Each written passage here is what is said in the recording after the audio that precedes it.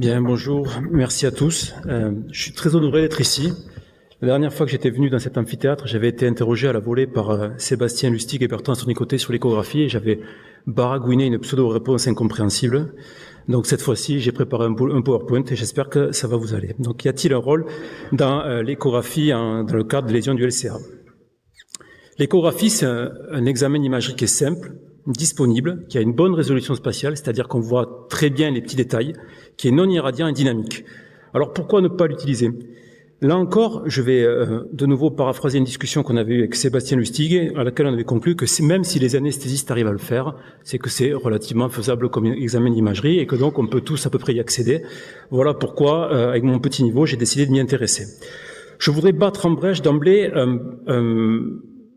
un dogme existant. Je ne pense pas que l'échographie soit plus opérateur dépendant que n'importe quel autre examen d'imagerie. Si une radio est mal faite, elle est mal interprétable. C'est pareil pour l'échographie. Si elle est bien faite, vous pouvez l'interpréter, vous pouvez en tout cas l'utiliser. Si ce n'est pas le cas, vous pouvez pas. Donc c'est à mon avis quelque chose qu'on a en tête et qui n'est pas justifié de manière tout à fait adaptée.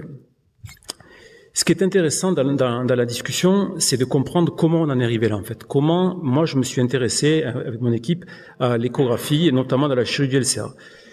Tout commence toujours par des rencontres. J'ai eu la chance, en 2012, d'aller faire mon fellowship en Belgique. Là, vous avez la vidéo quand on a passé la frontière avec ma femme. Donc, quand tu viens du sud de la France, c'est surprenant. Je voulais faire la blague pour Lyon aujourd'hui, mais vous voyez, on a été contredit par le soleil qui est là.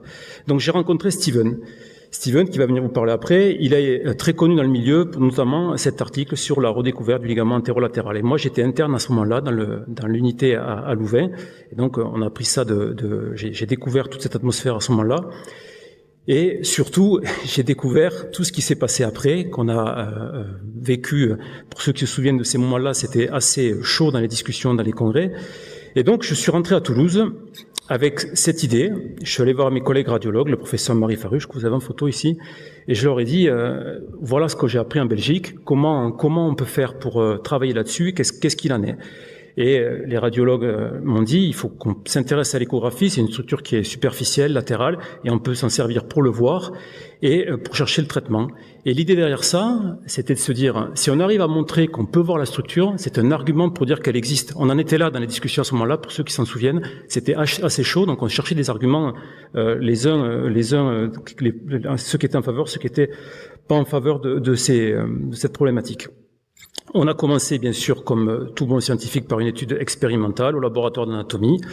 On a repéré une structure qu'on a vue à chaque fois, qui était ici, comme on va la voir en détail après, hypoéchogène entre l'épicondyle latéral et le tibia. On a disséqué ça en y mettant des capteurs. On a trouvé à chaque fois une structure antérolatérale. On avait une sensibilité de 100%. On a publié le protocole pour voir la structure et pour détailler ça de manière très didactique, comment on fait pour la trouver à l'échographie. Et l'idée, c'était de commencer par le tibia pour y voir plus clair, le repérer là et remonter ensuite.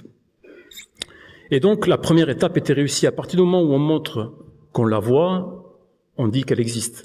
Donc nous, notre cahier des charges était rempli à ce moment-là. On a poursuivi plus loin en se disant, on va s'intéresser maintenant aux gens qui ont des traumatismes au niveau du genou.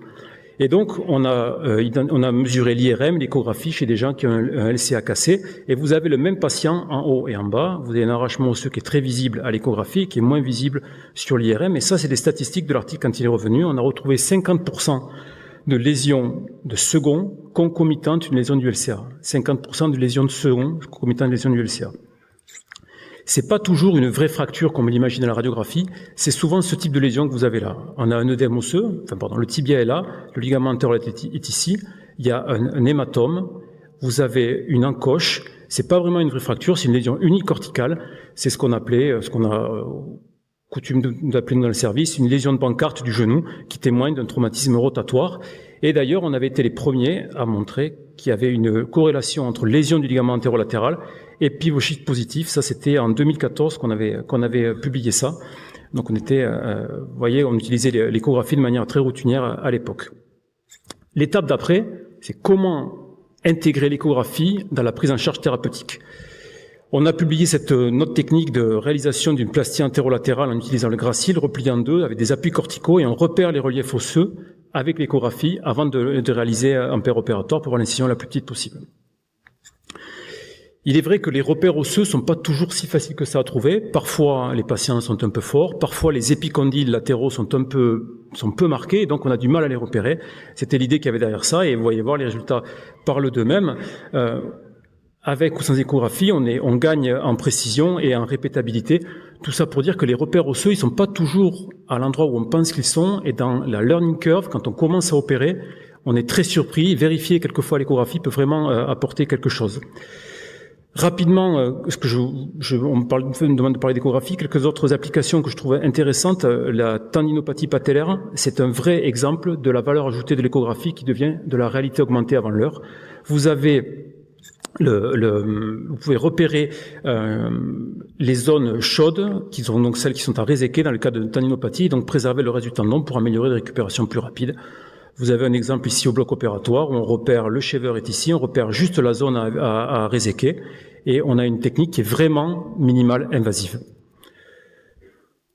Juste deux autres applications, enfin une autre application, nous avons complètement changé notre façon de faire pour les lésions stables du ménisque interne dégénératives avec des techniques d'échographie, d'injection guidée par échographie.